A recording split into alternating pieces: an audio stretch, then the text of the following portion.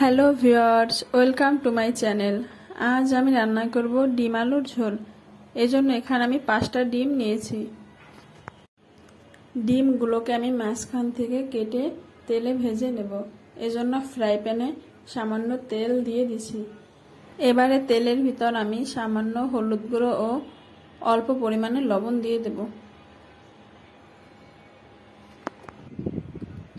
এবারে এতে ডিমগুলো দিয়ে ভেজে নেব।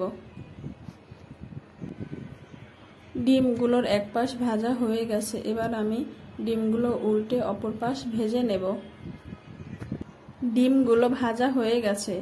ডিমগুলো এবার তুলে নেব।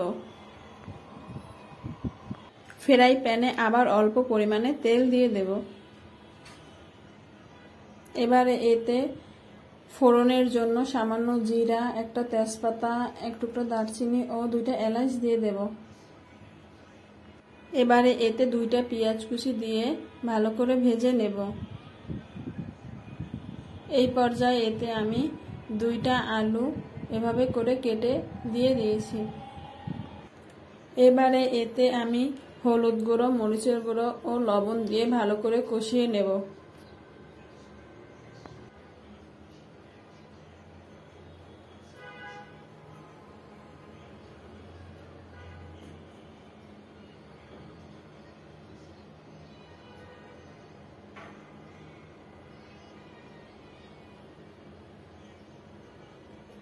আলুটা আমার কষানো হয়ে গেছে।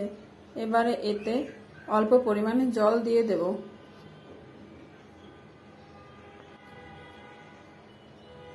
ঝোলটা ফুটে উঠলে এতে এবারে ডিমগুলো দিয়ে দেব।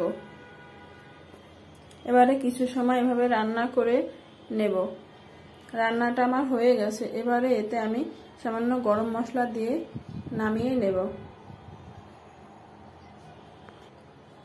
আমার ভিডিওটি যদি আপনাদের ভালো লেগে থাকে তাহলে লাইক ও কমেন্ট করবেন। ভিডিওটি শেষ পর্যন্ত দেখার জন্য সবাইকে ধন্যবাদ।